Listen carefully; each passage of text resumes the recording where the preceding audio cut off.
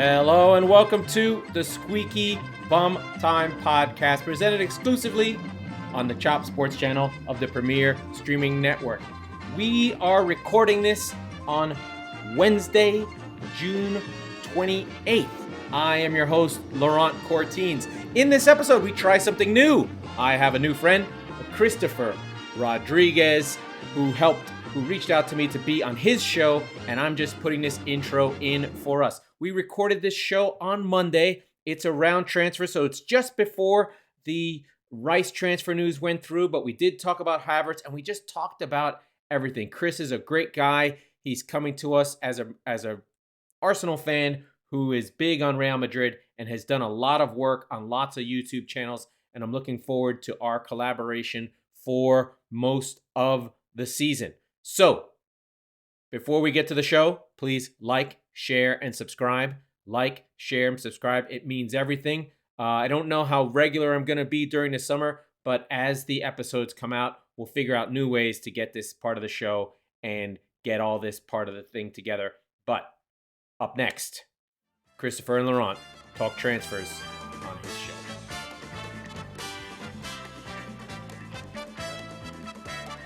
Not a whole lot, man. Not a whole lot going on over here, definitely. But I'm excited. I'm still coming down from my treble buzz. Everybody knows I'm a City fan. That's Main Road behind me, City's former home. And after winning the treble, it took so much emotion out of me. I had to take it easy and go away from football. But I'm back already. I just took a 2-week break. Yeah, that's well, all it takes. You only get 2 weeks for what we had to watch the Premier League. I mean, you definitely need a break, man. It was just, well, for me, Arsenal fan, I'm definitely. If you're exhausted, I went into a full depression. So I know. It's so, sad. but we're gonna get it this time, man. And we got the headlines right there, and well, which is not good because right now me and you are about to go at it because Manchester City had to put their nose in Arsenal's business right now, and they had to send £100 million, man. What's up with that? So, I mean, I think it's interesting. I mean, today I had an emotional moment. Ilkay Gundogan, captain of City, the first signing Pep made. He missed his first season after blowing out his ACL, but he left the club today. They did the announcement for Barcelona on a free. And I thought the way City has handled things, this is one of these things people don't know about City, is just we're so good about dealing with former players. Everyone is welcome. He goes, we give him a clap, we give him a cheer. So he's an emotional day. Gundogan's leaving, but they have to replace him. Yeah. And I think if there are players in the mold of Ilkay Gundogan, although, I mean, Declan Rice is good. He's no Ilkay. He's good. And I think Pep can get him there. They need to be midfield replacements. And so Rice is that high-quality player that Pep probably sees and goes, hey, we can make this guy better. Now, don't you think that Declan Rice is more a Rodri type than Gundogan? Fair. But he's not taking Rodri's job because Rodri's job is a job that even he took 18 months to get good at. If anyone remembers from City, he used to turn like a battleship. He'd take 3 touches to spin around. And it took time for him to learn to do that inside step, touch, turn and pass out to the wings, inside step, spin out of trouble. Rice is going to have to learn all of that. So there's no way he takes Rodri's job. He can take a job that is less risk, which I think is that next step forward from that center mid who gets the ball from the defenders. He can turn and run. He's got that in his locker. Now, before I have with Rice. Oh, go ahead. No, before we get into Declan Rice in depth, I'm wondering, and you as a Manchester City fan, why? Yeah. I mean, Manchester City just won the treble. They have all the money in the world. I mean, technically, seriously. Yeah. So why is Ilkay Gundogan want to leave? I mean, so I think, yeah. I mean, that's a question that's going on. You can see it with a lot of the TikTok and football TikTok, City TikTok is that question. Why are players leaving City? There's a couple of reasons for it, and I think that they are reasonable and difficult. One, it's hard to be a City player. Pep is demanding. It's nonstop.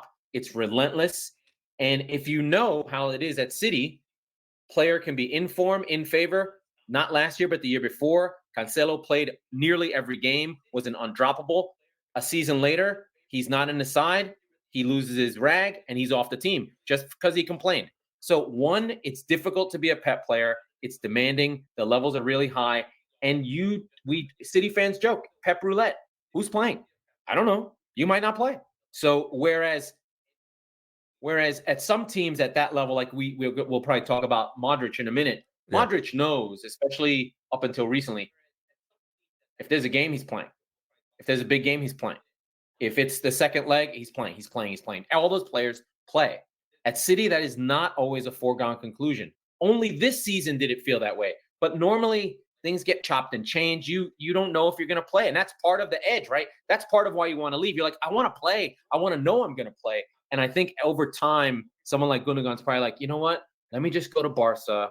I know I'm going to play because that team has literally 18-year-olds in the midfield. I'll sit next to you.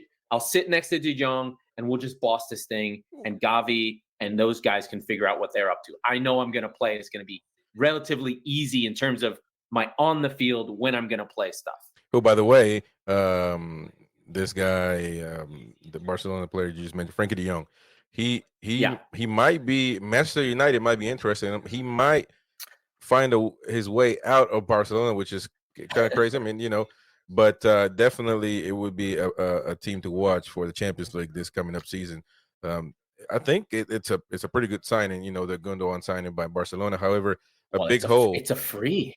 And a big hole for Manchester City to fill. Now they decide to go 100 million pounds. I still can't believe the amount of money that people are paying for these players. But I mean, let's take a step back though. Let's really break it down though, because I think it's unfair to sort of blast City in this case. No, I mean, the Premier League, everybody. The Premier League literally has more money than all the leagues combined, right? Just like Bournemouth just bought Kluivert from Villarreal, who is considered a top 10 striker in La Liga. That's Bournemouth. They barely survived relegation. So it's this bottom of the table, like guys, and even that lower level. So within the Premier League, plus the premium English players, plus Rice is still only 22, plus he's in the English national team. That's 30 million right off the bat. So let's say he's a $70 million player. Then you have the competition from Arsenal. So that's another sort of push.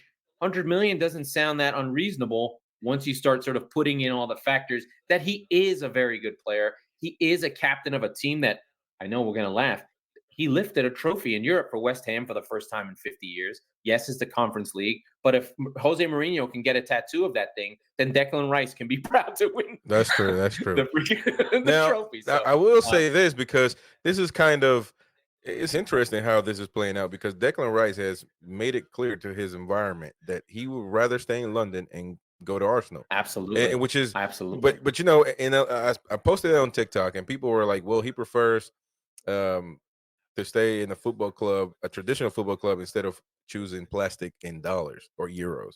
But I don't think it's a fair assessment, because if you by the news, they don't give a shit about that. If you ask the regular guy, me and you would jump in a heartbeat to go fill up water bottles for the team for that kind of money. So I don't necessarily. The other thing is like he's 22 years old. This concept of plastic club comes from when? 2010, when he was 12 years old. Like, it gets perpetrated, but I don't think players think that way at all. I think they think that's Pep Guardiola. They just won the treble. They're not fans. Remember, players just think completely differently. It's very rare that they understand fandom because they've been in it for so long. He's probably like, what are people talking about? You know what I mean? Like, he's probably thinking, Arsenal are in London. I can stay home and still go home to my mother on Sunday dinner, right? I mean, ideally, I'm sure he'd love to go to Chelsea. But I think he's a Chelsea fan.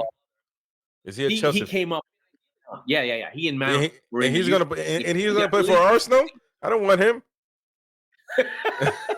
But they're professionals. No, I get that. Yeah, they're professional. Exactly right. Like, Jamie Carragher was an Evertonian. He ended up playing for Liverpool. So. But one thing that's clear is that he's going to leave West Ham United. I mean, there's no question. Yes. The question here is, well, Manchester City was playing sideline for a while, watching this whole thing, play. Or you don't think so? I've seen these things so many times.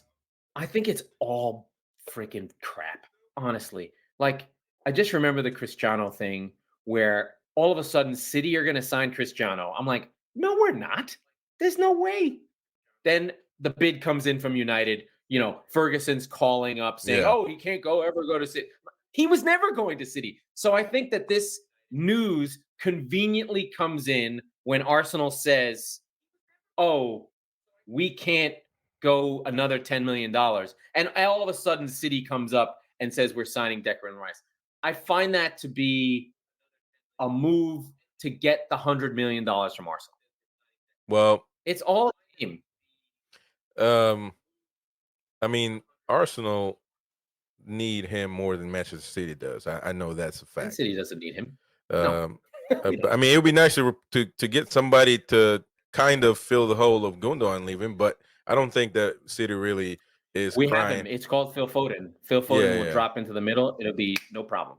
And so I mean, Arsenal is there. I mean, they're preparing to throw a third bid for Declan Rice in the next few hours, probably tomorrow, at the latest. But I have a question for you though. Yeah. How much, when you watch Rice, how does he fit into how Arsenal plays? Right? Because he's a ball carrier. He's not a line-breaking passer. He's much more of a defensive player. On offense, that's one of his 3 goals that we're seeing on the screen. But he's much more of a carrier. He doesn't pass. Right? So here he goes. Well, yeah. Well, I mean, he passed it right there. But I mean, listen, I feel like this could be a nice addition for Arsenal because I mean we kind of need those players. I mean somebody that can grab the ball, that's not scared. It raises the quality, right? Somebody that's not scared is going to get the ball. Hey, give me the ball. I'm going to take it. I'm going to have the audacity to actually do stuff with it. I hate stagnant football. Just players do everything 101, and sometimes you can't have that. You see a lot of that in European players. South American or players from this area, they tend to grab the ball and play like they do in the neighborhood. And European players are more, especially German players, they're more by the rule and everything will work this way. And I think Declan Rice has a little bit of a rebel that Arsenal need. And Arteta knows that. He knows that. He knows that we need somebody. Isn't he really just a replacement for Partey, who through until the City game was fantastic, and then the City game he basically died after that. He got so exposed. Whatever the plan was, he was awful in that game because he had to cover 2 guys, and then after that he was cooked. Right? Well, right? He couldn't defend. He couldn't do enough to stop the Saliba thing. Isn't that really? Isn't Partey going to leave or whatever? Well, right now there's no information on that. I don't even see. I haven't found out anything about him in particular. Now, if they're trying to fight for Declan Rice so hard, it's because obviously Arteta hasn't seen.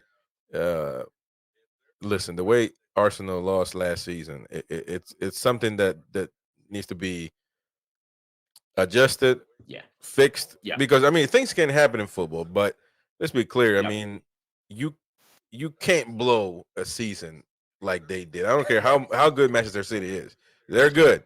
But you have at one point, I can't remember how many points they were over City, and 11. Yeah, so. I mean, in a moment, City had 2 games in hand, but they were 11 ahead.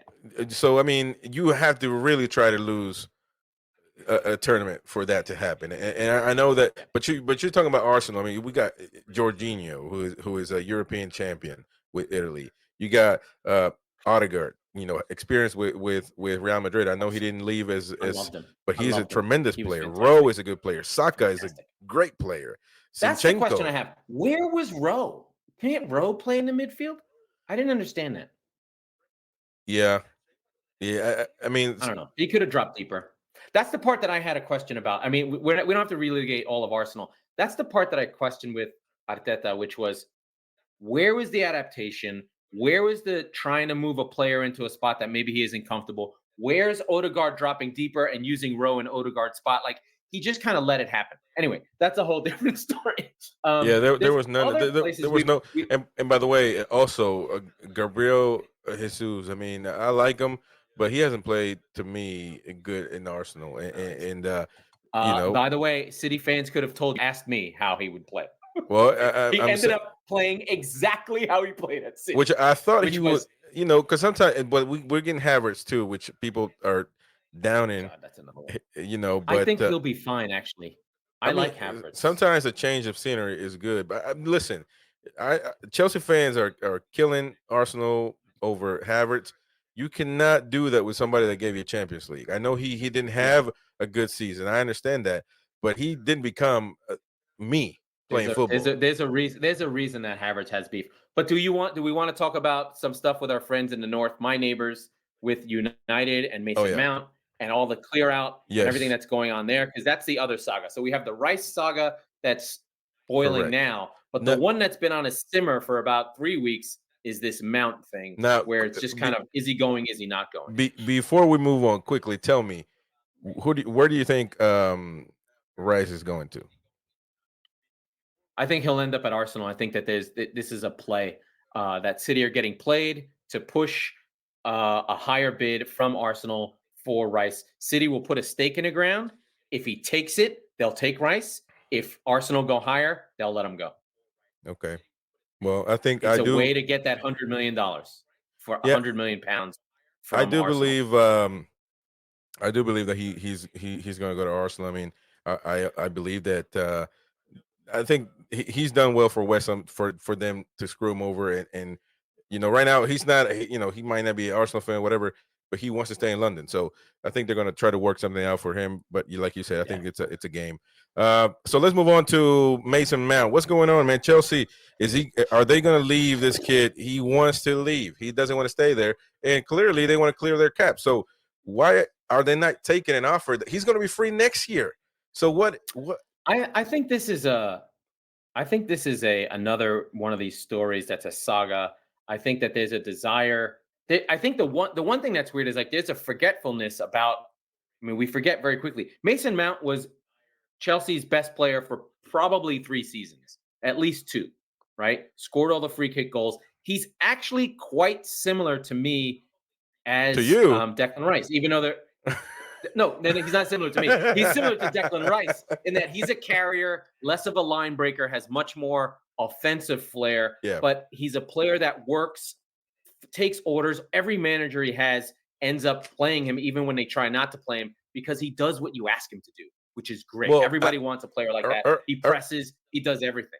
Earlier in episodes, I've said it. I don't even know why Chelsea's trying to get rid of him because he's been, like you said, one of their top players. Now I understand this whole money thing, and they want to do that. But what's going on at Chelsea is a whole mystery in and of itself. But I don't understand why. I mean, their offer is 10 million short. He wants to leave. You clearly want to get rid of him. Is 10 million really that much of a difference? I'm so confused as an American. We just went through NBA free agency. We just have like all these things that are going on with our cap and all our systems. I'm always intrigued and enthralled by how this whole transfer system works. You get these long-term stories. It's a saga. I honestly don't think any of this is really happening. I think it's total bullshit. But I think that there's some point United will just come with the money that releases him, and that's that. But we're getting 3 weeks worth of news stories from sources here. There's 5 different people. There's an agent. There's family. There's the club. There's United who want to make sure their fans know that they're putting effort in. And we know from previous seasons, United is a sieve. Everything comes out at United. There's no cool. There's no class. And I don't think that Ten Hag really has his own representations in the team yet to handle how transfer should work. The way it should happen is it should be early, it should be quick, and it should be quiet. And that hasn't been United for years now. So now we're getting this next Mason Mount thing where clearly he improves the team, but it shouldn't be this big of a saga. It should just be, we paid $60 million, we got Mason Mount, But instead we're getting this song and dance about a player who's good, but I don't think he and clearly wants to leave. Changes the dynamic of United. Now, Well, with their decline, Chelsea declined their offer, £55 million offer. Obviously, United are trying to refocus on other targets. However, the information is that the offer is still on the table, and so Chelsea can accept it at any time. But I mean, we're going to get into Manchester United getting rid of up to 13 players. I mean, there's no way they're getting rid of 13. No, they're not going to, obviously, but you can see.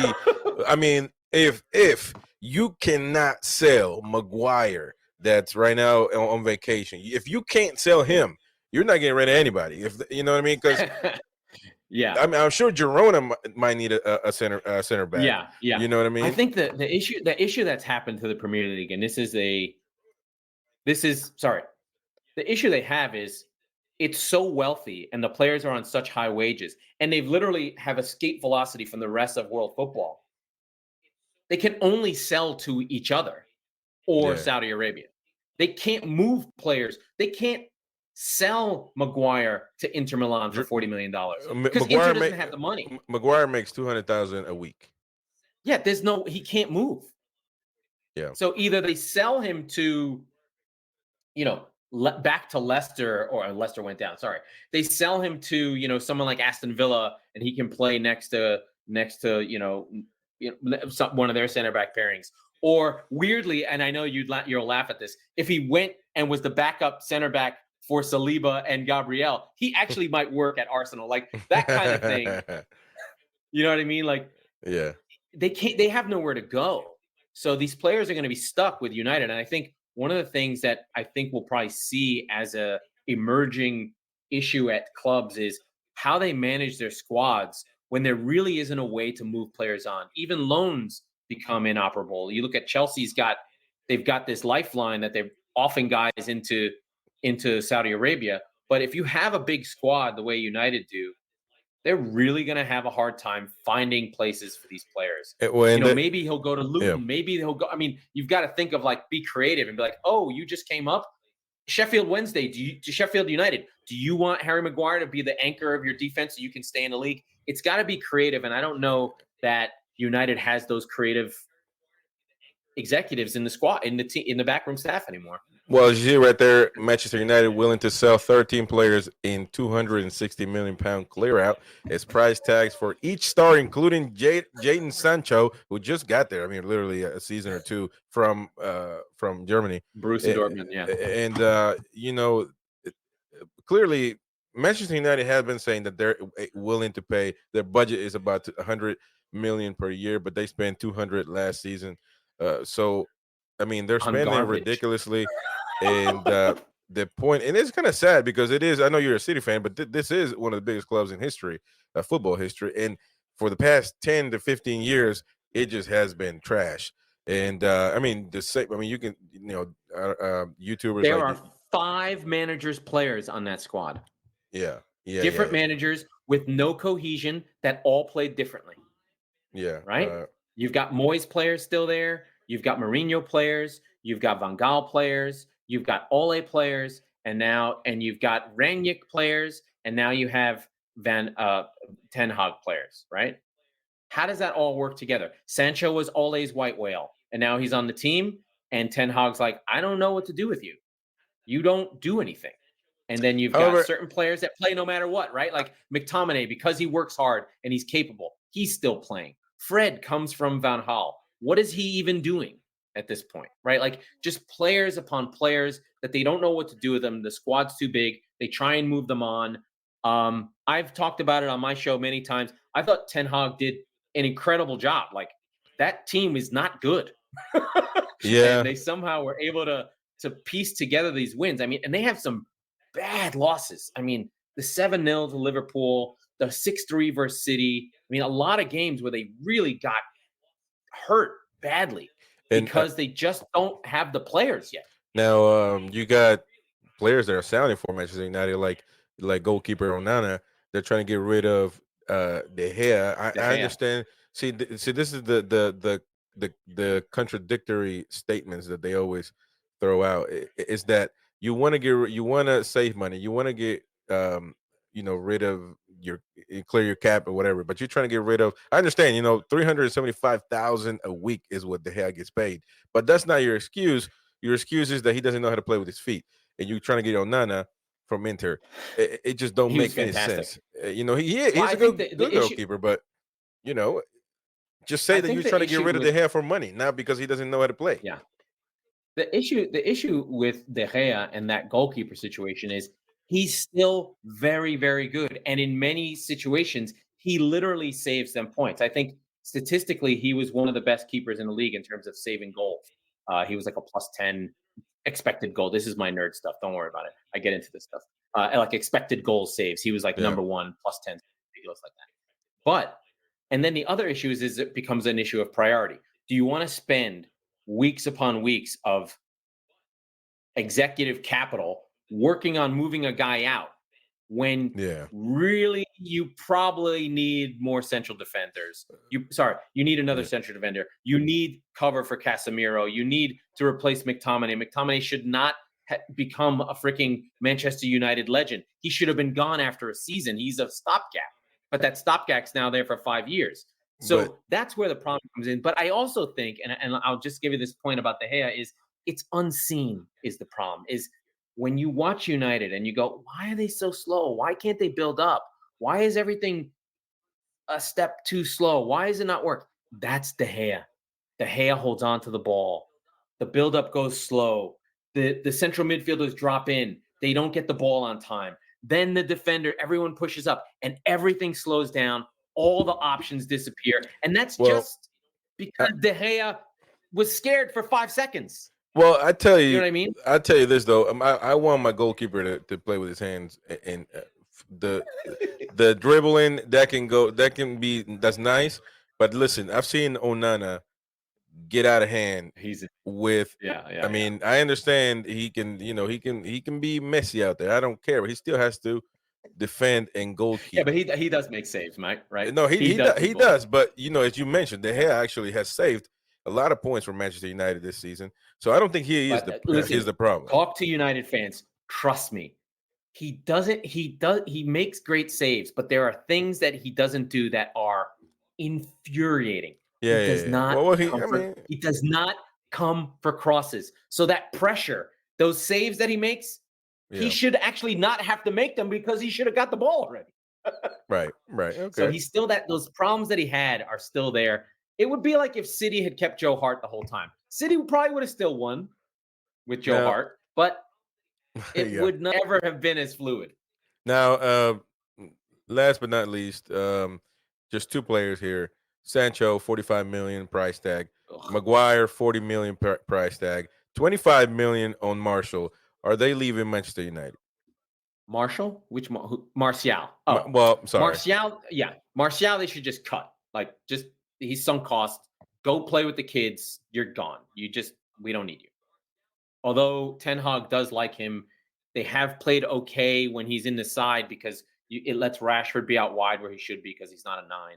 He's an actual 9, which is what United have needed. It's just not good enough. And he sort of gets hurt all the time. Maguire, the thing I think about with Maguire, and I remember him at Leicester. The thing is, what I remember about Maguire, and you see it with England, and you see it when he's at his best, and you don't see it when he's at United. At his best, he comes out with the ball. He carries the ball out of defense. He's like a shit John Stones, where he comes out and he makes those passes. The other thing is, they've never really had good enough protection. Everything kind of breaks down, and he ends up on his own. And so all his timing is gone off. All his confidence is gone. I really believe another manager and another team, he'd be great. Like if he somehow were to get to Aston Villa, I know I was talking earlier about him going to Villa. I think Unai Emery would figure it out and be like, oh, this guy's good. He can do this. Versus focusing on the things he can't do, he would focus on the things Maguire can do. And that's that build-up. It's those line-breaking passes, and it's that reading of the game. At United, he became a lightning rod for everything wrong with the side. Now, he's been terrible. I've seen him make terrible mistakes. My friend John Santana, who's our resident United fan in the chat group that you joined recently, Christian, he's always like, please get him out of here. Please make him go. I do think that there's a player in there. And I think about a player like Chris Smalling, who was at United many years. Everyone was like, get rid of Chris Smalling, get rid of Chris Smalling. He's been at Roma. He's been with Mourinho for now 3 or 4 different managers, 5 years, doesn't miss a game. He's considered one of the better defenders in Serie A, but he couldn't play for United. Because why? Who knows? So it's a matter of like, who can handle the pressure? Does he get the time? Can he build a partnership? With United, they just need to take a pair of center backs and keep them together and let them play. I don't think one player, this pertains to United, but also Chelsea and Arsenal. One player that's really sounding for all these teams is Caicedo from Ecuador. I love him. He had a great he had a great season, but it's just one season. So I mean he's good. I just the amount of pride, like a lot of people are really talking about this player. Like I mean I get it. He's got a good season now. Okay, let's take a step back. In retrospect, would anyone have said that about N'Golo Kante in 2015 after they won the league with Leicester? No one would have said, it's only 1 year. Why is he going to Chelsea? What if Caicedo is Kante? That's the question you have to ask. That could be. I mean, I like him. He's a good player, and all these teams really are looking forward to getting him. So I don't know. Working midfield. I just all I care is about if he doesn't go to Liverpool. That's all I care about. He can go anywhere, just not Liverpool. Well, he might go to United. He might go to Let Manchester him go to United. I don't care about that. If he goes to Liverpool, Klopp will have a destructive laser beam of war that he can use at his disposal that I will be scared of, and he will mess up my team. I do not want to see that man running around in red of Liverpool because I like him a lot. One of the things, I don't know if I don't know how much people know, Brighton is just like the most incredible team I've ever seen. I'm completely in love with them. I can't get enough of them. Estupinian, Caicedo, McAllister's already there. Oh, they already got McAllister, so they're probably not going to take both their midfielders. But Lewis Dunk, a secretly fantastic defender. If you haven't watched Lewis Dunk playing for Brighton, please do it because he's what people thought Harry Maguire should be, but he actually is the best English defender that there is. He's fantastic. I love him. All right, we'll leave. I get deep. We'll get deep into my Lewis Dunk. We'll leave that one at that, man. Now let's talk about more important things, like Arsenal and more on Arsenal. Okay. So Jurrien Timber, man, Arsenal is launching a second transfer bid and hope to seal the deal this week after agreeing on personal terms. But personal terms is just personal terms until you have to agree with the club. Club terms are what matter, Yes. And so, do you like this player, man? What do you think? So, he's Ari DeVisi. I'm always wary of these Ari DeVisi players. Yeah, it's hit or miss. It's a lower level. You never know what's going to happen with them. I mean, we think about Anthony at United. He did not have a great season. But then on the other side of it, you have someone like Luis Suarez who essentially took over the world from Ajax. I don't know Timber well. I just worry about these Eredivisie players where you don't know the level of intensity. Can they do it on a rainy night in Stoke, as the joke always goes? Can they handle the pressure? I think Arteta is a good manager. I think he can handle it, but I would be wary of this guy being a solution in his first season. But I don't mind it as a squad player, a player who can grow into a role, and someone who can contribute in the sort of second half, last 2/3 of the season. But if this is your signature signing, I think you'd be worried. Now, talks have continued with Mikel Arteta, and he wants the deal done this week.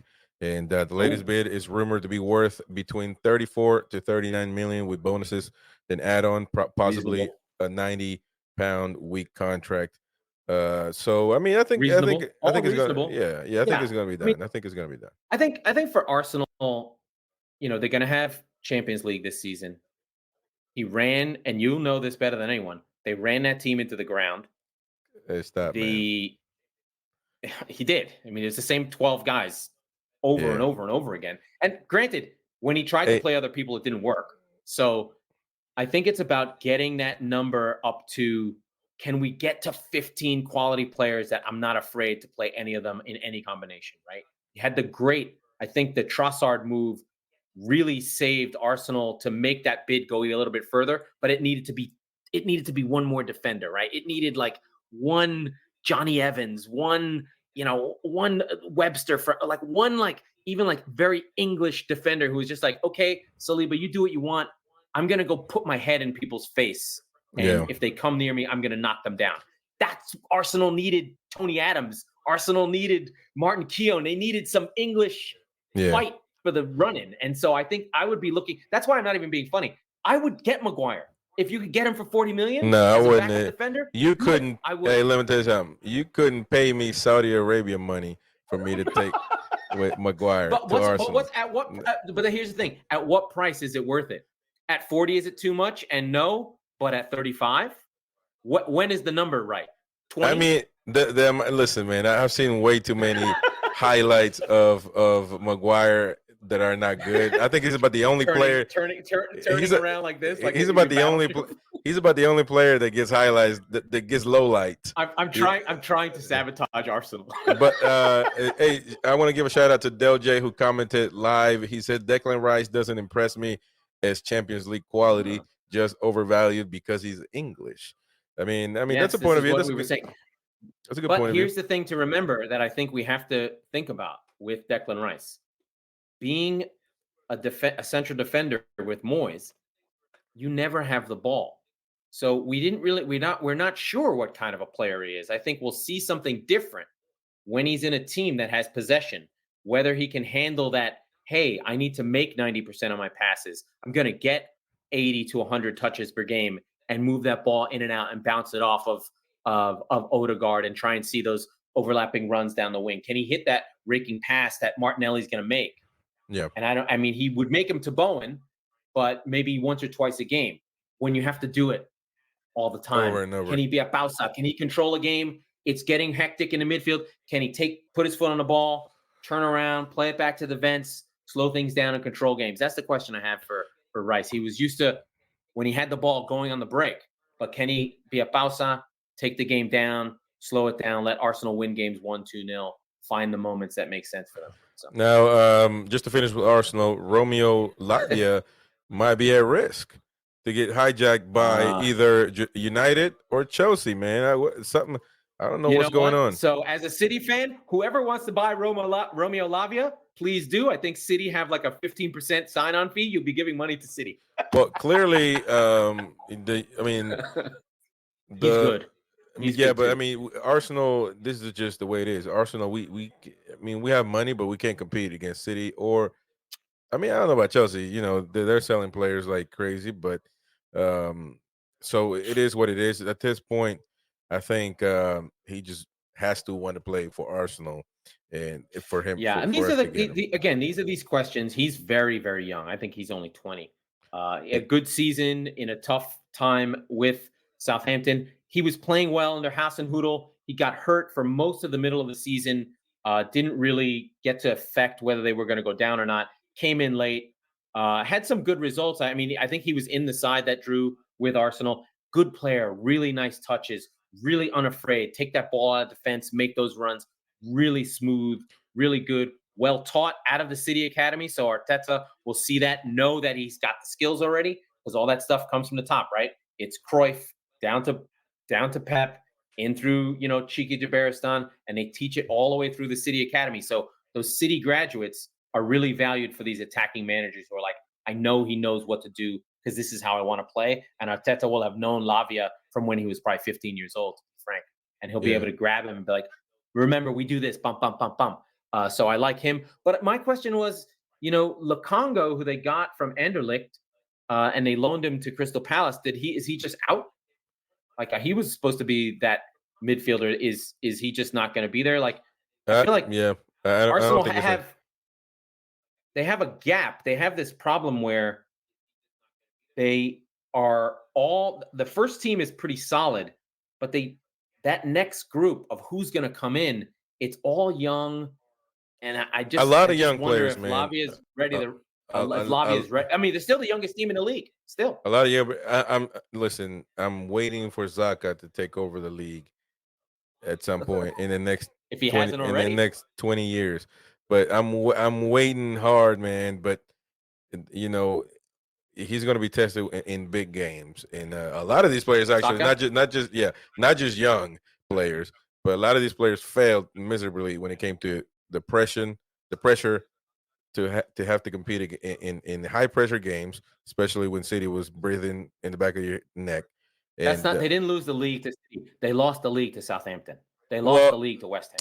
well, okay, well that's a good You know point. what I mean? But if Like they City could. but if City lost more They had games, no, but they had the lead so that they could lose those City games. It was not against City that they lost the league. It was Southampton and it was West Ham. Those were the games that killed them. I'll even give them a pass for Liverpool. It's Southampton and West Ham. That killed them. They were cooked. They knew it. They knew it. Although they almost pulled that Southampton game out. almost, They were man. down 2 and pulled it out. All right, well, that's your Arsenal news. So I guess the show's over. No, I'm playing. No. I'm playing. We I got have more. Let's talk about more things. We have Saudi Arabia, man. You know, they're talking about Griezmann going. Firmino is in negotiations. Actually they just finalized £23 million deal with Marcelo Brozovic from Inter Milan. So he's going to go to Al Nassr. So what is going on? And if there's I know Gary Neville the other day, about 2 weeks ago, he said this, they need to be investigated. Something needs to be done. Listen, I know that European, or well, not all European, but like English, Spanish, I believe German as well, they have to stay under a fair play situation. Financial fair play, yes. So that's based on UEFA, yes.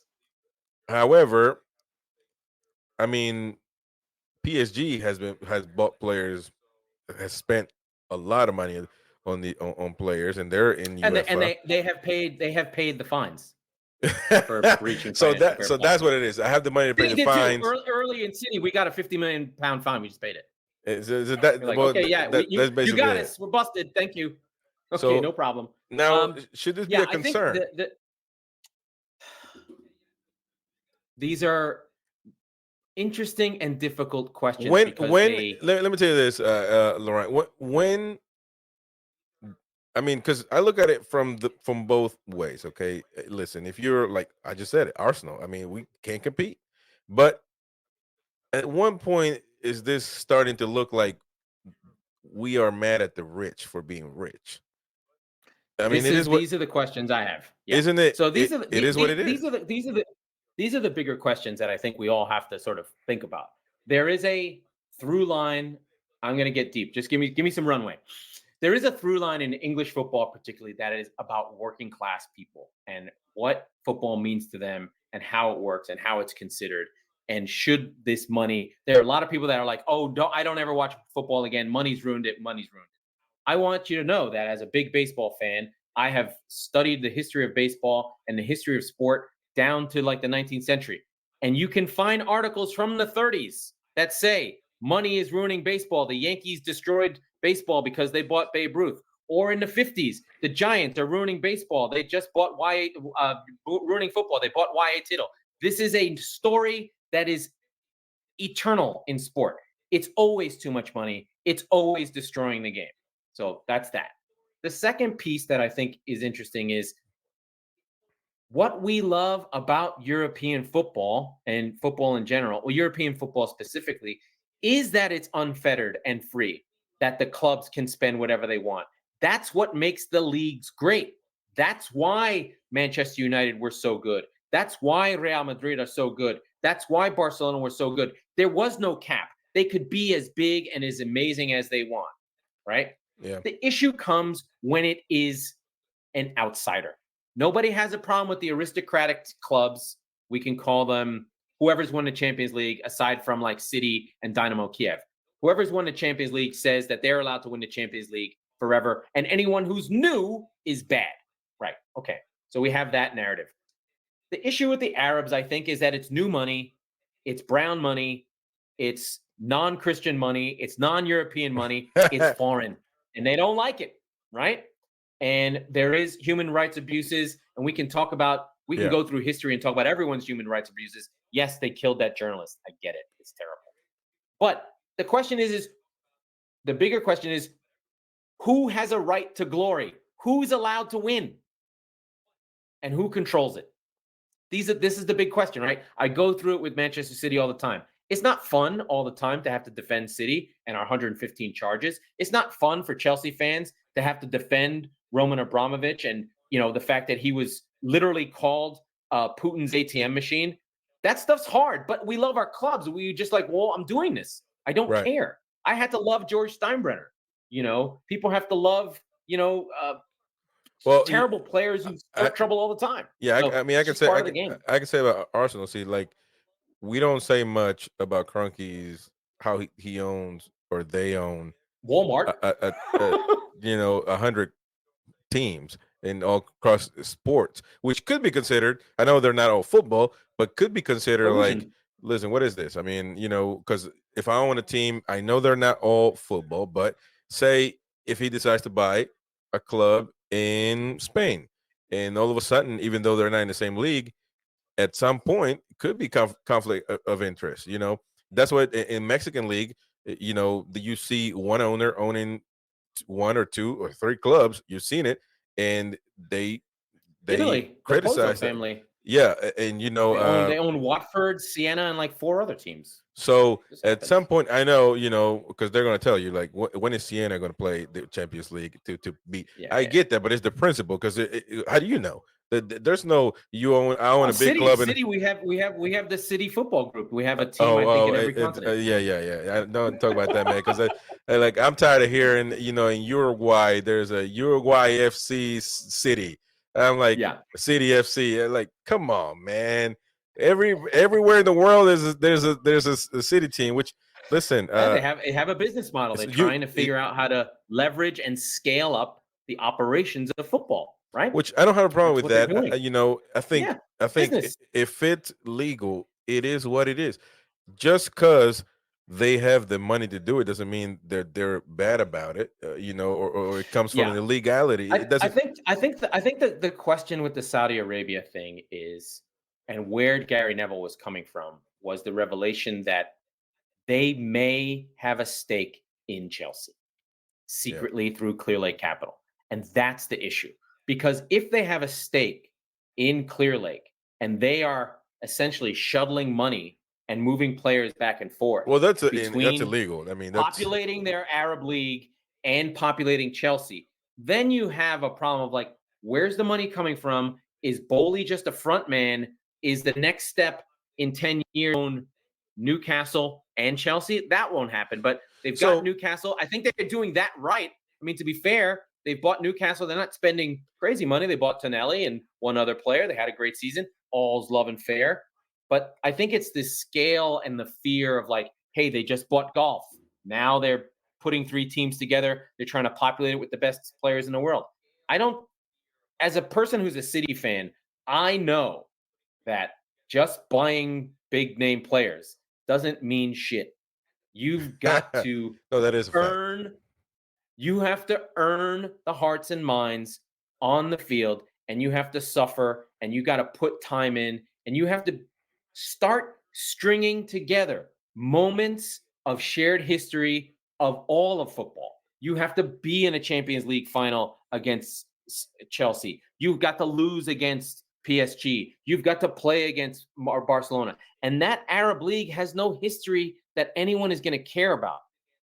People think that just quality of football is what makes it. And we know now that that's not true, right? Look at Wrexham. That is a story that is beyond quality. And that is one thing, actually. I'm glad you brought it up, because that is one story that is cool, and I like it. But I think we're kind of hypocritical, because you got 2, I don't know who the other guy is, but you got one famous actor, Rob McElhenney from Always Sunny in Philadelphia. They got together, they bought a club, and it's probably the most famous championship. Where are they in the championship, or where they are lower than that? They were non-league. So this it's got to be the most famous club, and everybody was excited talking about them. Of course, they have a huge following, but nobody said a lot when they bought the club. And I think I wanted to bring something up. I said Saudi League or Saudi Arabia, but this is more the problem here for people is Middle Eastern money. And so is it fair, and I'm gonna let you have it, is it fair, like PSG, they're owned by Qatar, they spent all their money Correct. there, and Correct. now they spent all their money, it didn't work, they got the World Cup, they got Mbappe, Messi, Neymar there for the World Cup, everything was good, sold a lot of money, a lot of jerseys, whatever. Now they're done, they're willing to sell Mbappe, they got rid of Messi, they're about to get rid of Neymar at some point. Now they got bored, it seems like they got bored, and now they're going to try to move on to Manchester United. So now you're talking about one big club to another bigger club. And so is it okay to be like, you know what? I have, they have all the money in the world. I couldn't do it here. I'm bored. Now let me move on to the next one. Is that because that doesn't seem? Yes, it's okay. So here's the thing. For Paris Saint-Germain fans, it's sad. You don't have to say because like that, their man. team Ridiculing my French. Yeah, just because I don't care, I can't say it. For PSG, Paris Saint-Germain. Paris Saint-Germain. For PSG, they're going to suffer. But I think that club has a lot of passion, and they booed Messi. They were like, you're not one of us. You're not of us. Yeah, that's true. So that team, that club is just, they're going to feel what they feel. They're going to go through what they go through. And if the Qataris take their wealth fund and then invest it in United, I think United fans will be happy because all they want to do is be at the table and play the game. If the game is to have a rich sugar daddy with oil, then so be it. I'm sure there will be United fans who don't like it. They have United of Manchester with the green scarves that have been protesting the Glazers since 2004 because they take money out of the club. But that's a minority of fans. Most fans love their club. They care about winning and losing. They care about Saturday. They care about their trophies. And if the Qataris move on to United, then they may just bring the same model. I think what the PSG, I think PSG and City are the most paired together. It happened around the same time. I think PSG is 2010, City's 2008. It's 15 years. Go ahead, finish your point. I'm sorry. Is that they've tried two different models, right? Yeah. One went for stars and brand, and one went for went for infrastructure, and what happens on the pitch is what matters, right? City, if you think about it, none of City's players are world superstars. They're world superstars for their play on the pitch, right? There's no flashy hair. There's no step overs. It's just like David Silva is the best player, but you couldn't pick him out from a line on a DMV. Like, who's that little tiny Spanish dude? You'd be like, hey, what's up? Yeah. Aguero, we know, but he barely spoke English. He never interviewed. David Silva never spoke English, never interviewed. Yaya Toure was famous because his agent was a lunatic. But aside from that, fine. Yaya is my guy. But everything was about success on the field, whereas PSG was Zlatan, Neymar, Cavani. Was about stars. Cavani, Cavani looked great, right? He had the hair, he had the bow and arrow thing. So, and I think they're learning that football doesn't work that way. It's about the 11. It's not about the 1. Yeah, it's definitely about that. I mean, City, it took them 15 years to win a Champions League. And they won the league in 4 years. Well, yeah, no, the Champions League to win the Champions League. But I know that's hard. But the Premier League is also hard, and it did take them a while in the beginning because, like you said, it's about the 11. It's not just putting all these players. You saw it in the NBA when LeBron joined Miami Heat. I mean, it's not about 1,000 players. You can't put an all-star team. Galacticos, they didn't win a crap. They didn't win anything. They didn't win the league. They won early on. They look good. They didn't really win the league. Yeah. They look good. They were rock stars everywhere. Cameras. I mean, I'm sure it was fun to be there, but they didn't win anything. So and to be fair, if you look at it from a business perspective, PSG have been successful as a business, right? Yeah. High profile. They've got the Jordan brand. They've probably made tons of money and done great.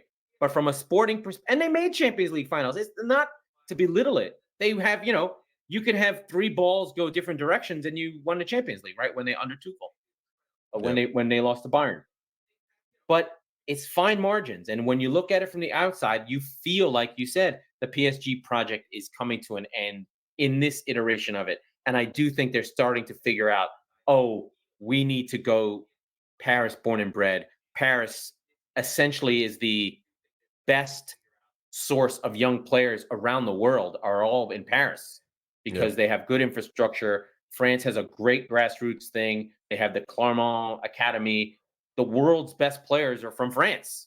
I mean, they're World Cup champions, but their league is 5th down, right? So Paris can mine that and sort of grow a team that is French and French first and Paris first. And I think that'll connect them together, and that will give them the better chance. And then add the superstar versus the other way around. Now, let's move on. Clearly, we didn't settle this debate. People are still going to be talking about this for many years, but this is where it's heading, man. Like the Glaciers, they're tired of owning the team for some reason. People hate them. They might be bad. They might be good. Whatever it is, they're going to get rid of it. And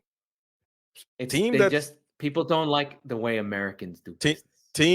Team that's going up for sale, you better believe there's oil money going to be looking for that team. Well, because who has nobody else has money. Nobody else. I mean, Liverpool is one of the clubs that is. I mean, Arsenal, of course, but they're still owned by. But see, I have a problem with that. Like, they're still owned by somebody. You know what I mean? It's not like Real Madrid is a club that's like Real Madrid is a club. Yeah. So I mean, nobody's going to be happy ever, man. I mean, Liverpool is owned by LeBron. I think the thing that becomes the thing that becomes funny and odd and ironic and bizarre is just like, okay, the Cronkies have, let's say, $7 billion. That's their total net worth, and you're like, wow, $7 billion. They're like, in the top 20 richest people. On the other side is like these sovereign wealth funds that have, like, I think the PIF that owns Newcastle, they have $100 billion in assets. It's like, you're talking about like a kid who goes to his lunch and he has $1 and another kid rolls in with $20. That's a big difference for lunch. You know what I mean? So it's like, well, you can do anything. I mean, we're talking scales of money that are just beyond our comprehension. And I guess that's a question, is like, what is the line when you've established that sport in Europe is a free-for-all and anyone can buy anything? Do we want to restrict trade? Who gets to buy teams? Yeah, or how At much this money point, the cat's out of the barn. They can't make it smaller. They could probably regulate how much money they spend a year, which that probably would do it, but I don't even know if you could put a salary cap in England, but does that mean that there's a salary cap across all world football? That doesn't mean that the Saudis have a salary. This is the thing, right? Yeah. The thing we have a luxury of in the US is that the leagues are closed, it's controlled, it's a single country. But like right now, Spain has a salary cap. England doesn't care about that salary cap. Nor does Barcelona. Italy doesn't have a salary cap. Yeah, clearly they just sell themselves off. Let's move on. We can talk about it forever. Tottenham also in a clear out, about to get rid of 10 players at least, among Davinson Sanchez, a Colombian player, Ivan Perisic, ex-Inter Milan. I mean, that's a good player. I like him, but he came with Conte. But now Postecoglou, he doesn't like this team, Very man. good. I mean, again with the same, like Manchester United, you can't get rid of 10 players. So quickly, what do you think? I think the thing with Postecoglou, and I've researched him, he's a fascinating character. He's a real rags to riches, a guy who did the work coming from, I mean, you want to talk about the backwater of football, 2nd division Australia, works his way up, rung by rung, step by step, gets to Celtic as like the 3rd choice after Rodgers ditches them, gets his hand on that team, has them playing attacking football, a no-nonsense, a real Australian. He has it in him. The fascinating thing was he was trained by Puskás, the most famous Real Madrid player ever. The Puskás Award is named for this man for the greatest goal every season. He was trained, and his first coach was Puskás when he was a young man, as Puskás was running around the world. And he walks the walk. He has the strength and gravitas to be like, you want to bullshit me? I was nothing, and I'm here now, and you're going to play the way I play, and I'm not going to bullshit. He's a no-nonsense coach. And self-made man, but attacking football, pressing, this sort of modern coach of just like, we press, we go as a group, we fight to the end, this mentality monster kind of thing. A 4-3-3, attacking, pushing fullbacks where we defend as a group, and we defend from the front, and we attack as a group. and the fullbacks push on. That kind of modern Kloppian full throttle football is where they're going to play. And he got a notoriously difficult group of fans, the Celtic fans in Glasgow, some of the toughest, most badass, will follow you home fans in all of England and all of Europe. He brought them on side and they love him. And you've got to trust those Celtic fans to believe that Postecoglou will get Spurs playing. The issue is that he does need buy-in, and it will be rocky for probably 10 games. But and what are you gonna fans turn on him? What are you gonna do with Kane? I mean, he doesn't want to stay. Clearly, I mean, he's been wanting to leave for a long time. They haven't treated him really well either. I mean, he's I don't know very many players that have been more important to Tottenham other than Bale. Maybe he's. I talked about this as one of my. He's just such an incredible player. I think he's almost underrated. I mean, the guy puts up 25 and 10s. I mean, that's crazy. And I'm not talking about points and rebounds. I'm talking about goals and assists. I mean, incredible. Who does that? So talented. There's no other striker like that. The only player I can think of that had that much impact on goal scoring. Benzema is like, but that team was better, right? It's like Suarez 13, 14, where that Liverpool team was not good. And he carried them to a 30 and 15 season, or your man, Thierry Henry with having like a 25 and 20 season where he's just carrying the team. Everything goes through him, all the passes, everything. But the talent on Spurs, without Harry Kane, they could get relegated. Like, that team is terrible. And they couldn't defend. They could not defend. He's been wanting to leave. Clearly, Manchester United, Real Madrid been in talks, but doesn't seem like it's Levy. Levy's not going to let him go. Yeah, and that's the thing, because there's only so much he can do. He's not going to win your Champions League. He can't. Nobody can. The thing is that Kane is like I'm channeling my aunt who passed away recently. He's buena gente. He's a good dude, and he does not want to burn bridges or have people not like him. And when you are ruthless, or you think about a Cristiano, especially, I think he's the best example of, or a Zlatan. When it's time to go and you feel like you've hit where you need to go, you pack up your shit and you stay home. And you go, I am not setting foot in that stadium until you move me. And I'm going to hold my breath and I'm going to start naming names. And that's how you have to move. If it's about your career, about where you want to go. Yeah, he's going to. I don't know how much, how long he's got. He doesn't have that in him to do that. Yeah, I mean, he could have easily. I thought he was going to go to City a couple of seasons or last season. He was going to go to City. His brother was his agent, and his brother was a moron. He blew it. He should have gone to City. That was the moment. 2 years ago, he should have gone. But now he's going to be 30, 31. His contract's running out. That was the time to move him. But they got Mourinho. They sold him on the project. His other big mistake was, if you are a top-level player and you're young and you're leading the league in goals, you don't sign a 6-year contract with Daniel Levy because he will hold you to it. And so that was his other mistake. He comes off a World Cup and he signed a 6-year deal. And Levy was like, I own you. And so all this time, he's now on year 5. He still is going to have 5 and 1 more. It's still going, this contract that never ends. Yeah. And so that's why he's been stuck at Spurs. And until he holds his breath, sets fire to the training ground, he will be at Spurs. All right, well, let's move on to the next one, and it is Frenchman Kylian Mbappe. Oh boy. Well, Real Madrid are optimistic about this. However, I can tell you that I see darkness in the horizon, because Kylian Mbappe has proven that, well, he says he wants to go to Real Madrid, but he's proven that he likes money a lot. I mean, a lot of us do. But he has got a $60 million salary, which is insane, in a year.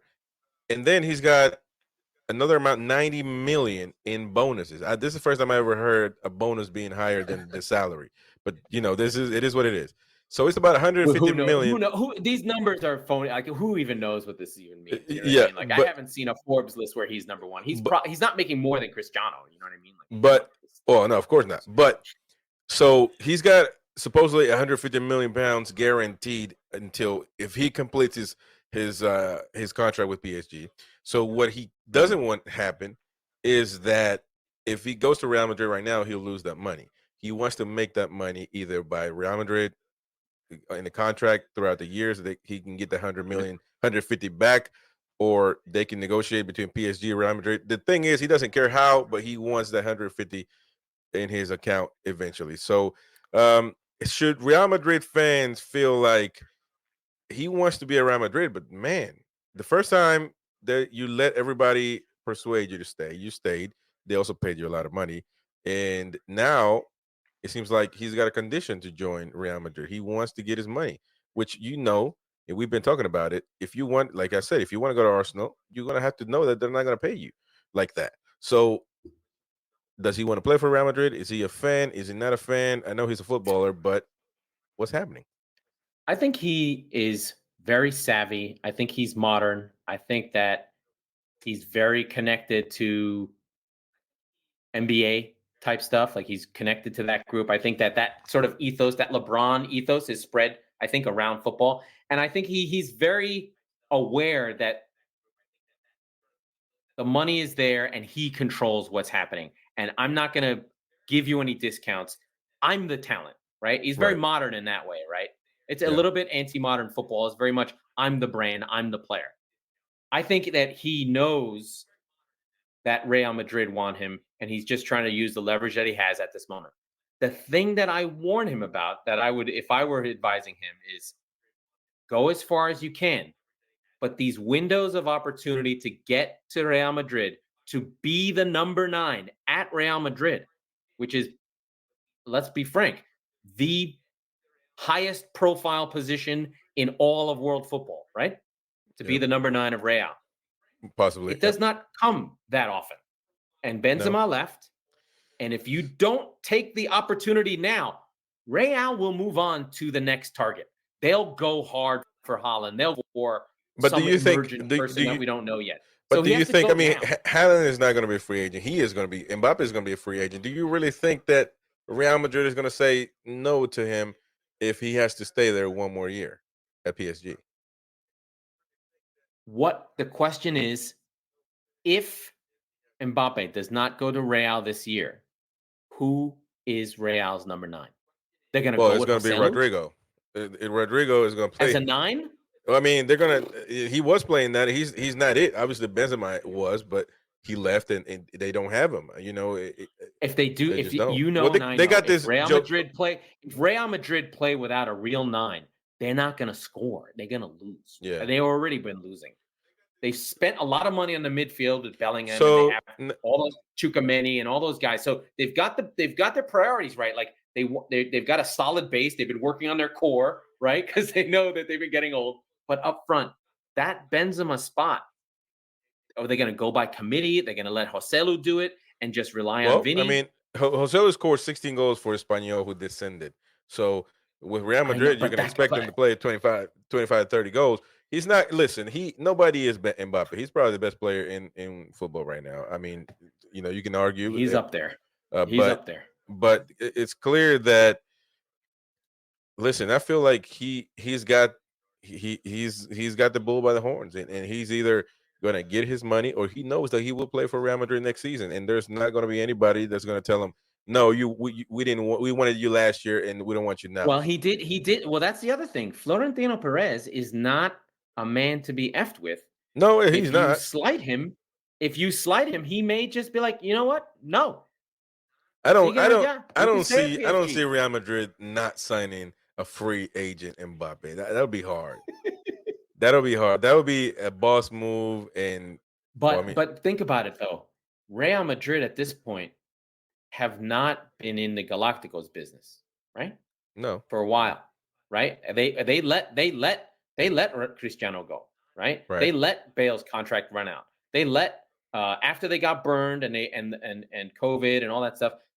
After Hazard, they have not spent money on superstars. It like Bellingham makes sense. He's worth that money. He's gonna play in the midfield. He's got personality. He'll be there for 10 years and be in the middle and take over for Modric.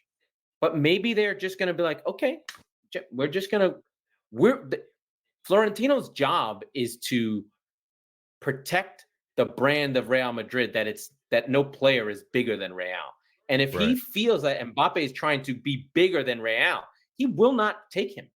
He will break him first, like a wild horse. These guys are paternalistic, right? They're like, no, this is my club. I'm in charge, right? He did that with Cristiano, to the point that Cristiano, when they win the Champions League, immediately starts bitching about his contract in 2015. That was insane. Yeah. No, I mean, we'll see what happens. To me, I think he's not gonna join this summer. If you watch the channel, we've been posting videos. Actually, one of them was this is a Madridista channel, right? No, he's not. It's not. No. But I mean, Mbappe, like I said, you got to. Oh yeah, it was a long time ago. But you got to talk about the biggest star, one of them in football world, and certainly people want to know what he's going to do. But listen, I don't think at this point that he's got Real Madrid's 100% trust. Like, they don't trust him 100%. No. You know what I mean? He agreed. And as a free agent, they're gonna make him blink. And let me tell you this. Exactly.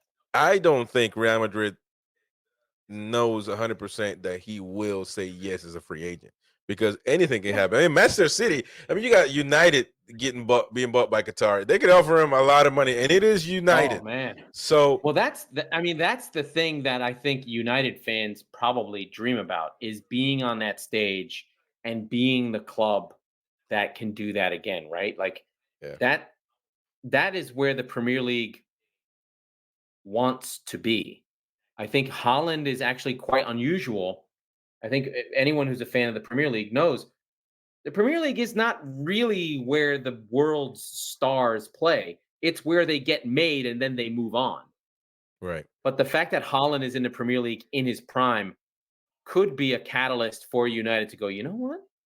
Why are we going to buy Kane for 150 million? Why don't we just go get Mbappe?